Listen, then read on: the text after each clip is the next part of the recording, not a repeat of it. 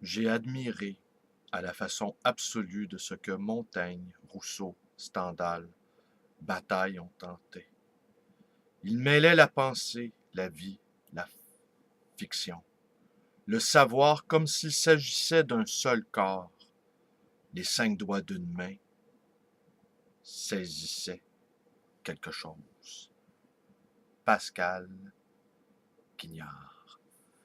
Bonjour, bienvenue dans ma bibliothèque. Nous sommes à Montréal le 17 septembre 2013. Mon nom est Bruno Lalonde. Est-ce que je vous parle de la charte? Non, je n'en parlerai pas aujourd'hui. Sachez simplement que ce sont des femmes qui m'ont convaincu de la nécessité d'avoir un État qui est parfaitement neutre et qui ne tolère pas, au fond, que des fonctionnaires viennent arborer leurs idées politiques ou leurs convictions religieuses.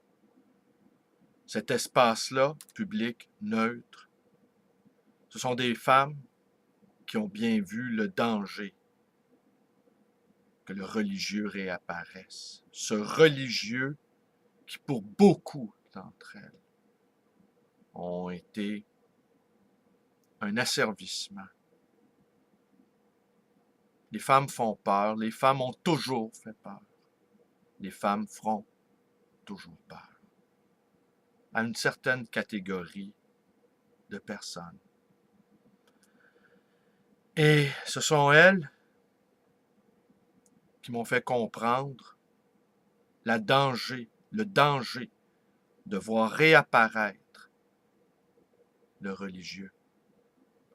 J'ai du mal à comprendre que des féministes de gauche, de surcroît, ne voient pas là ce danger très réel que beaucoup ont de les ramener à la case de départ.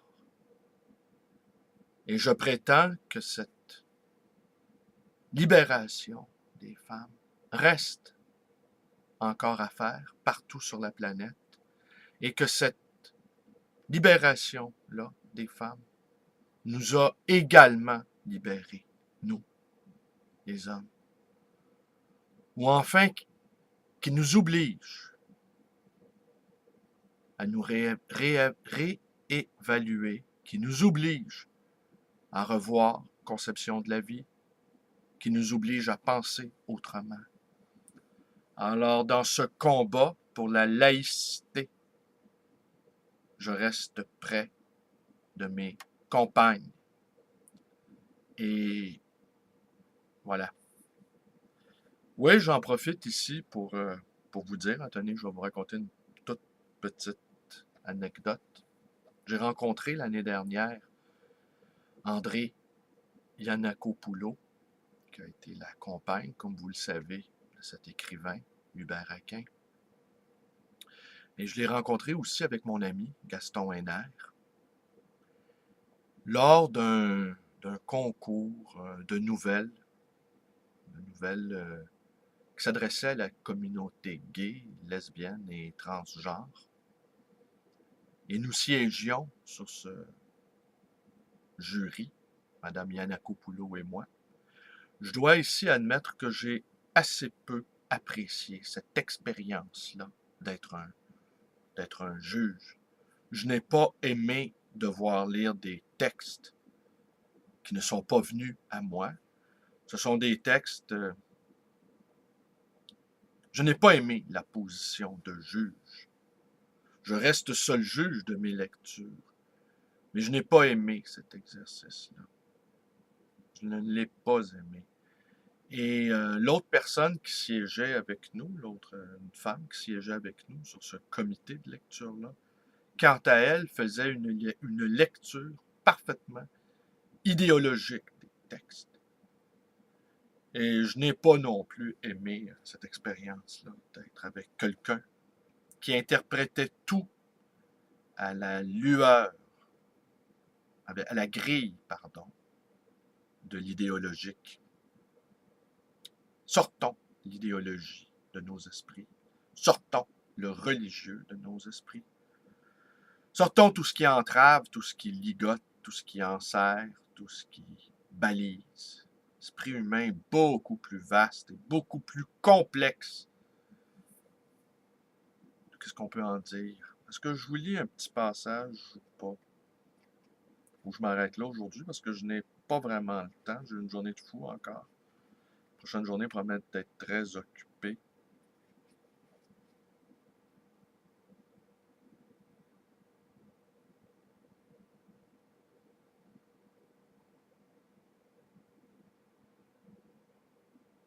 Ouais, ben non, c'est tout. Je vais m'arrêter là. Je vais simplement dire aussi avec la petite citation en préambule de Pascal Quignard que moi, je suis toujours intéressé de savoir ce que met un auteur, un penseur, un philosophe, ce qu'il met de sa propre vie dans ses livres.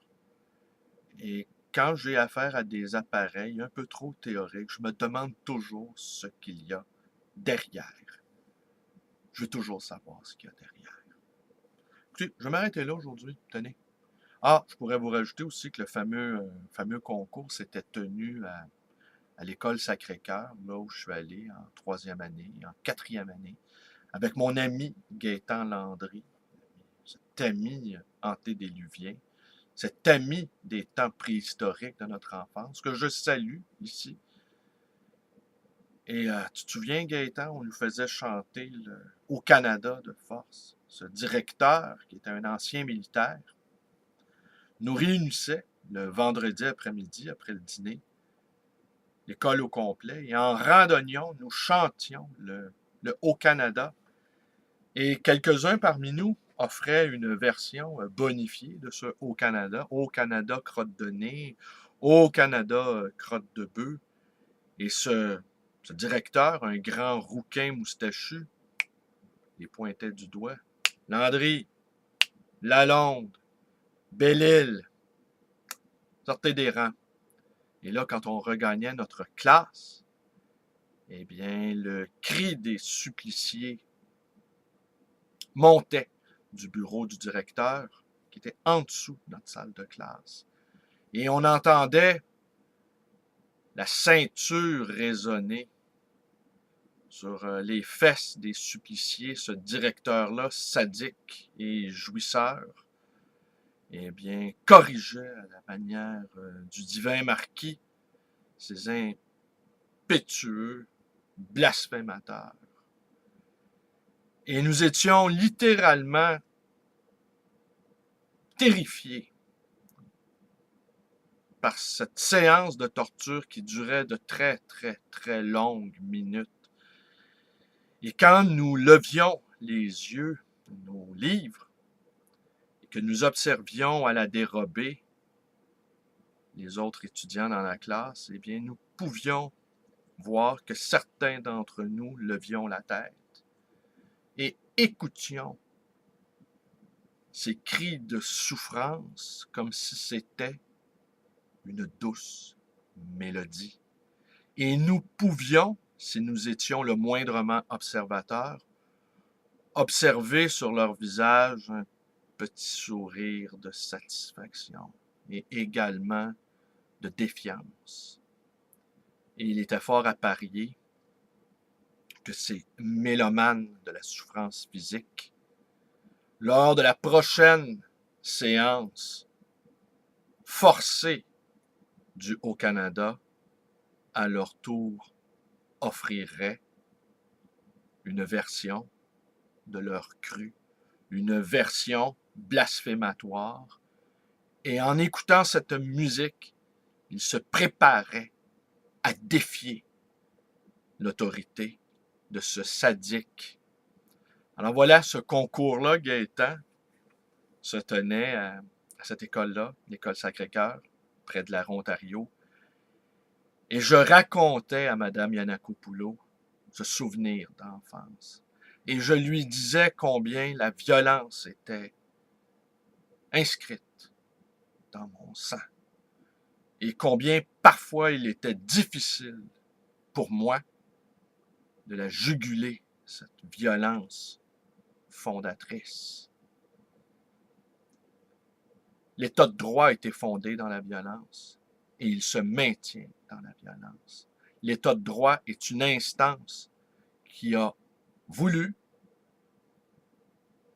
et qui a réussi dans certains cas à réguler les instincts criminels, religieux de certains d'entre nous. Et je ne souhaite pas voir cet État-là qui a été fondé dans la violence et qui se maintient dans la violence permettre à une autre forme de violence, celle du religieux, de s'installer dans ces structures, tout en rappelant que cette violence fondatrice, c'est d'abord exercée à l'égard des femmes. Je vous remercie d'être avec moi. Mes vidéos vous plaisent. Vous connaissez la suite, toutes les suites. Allez, bon vent à tous!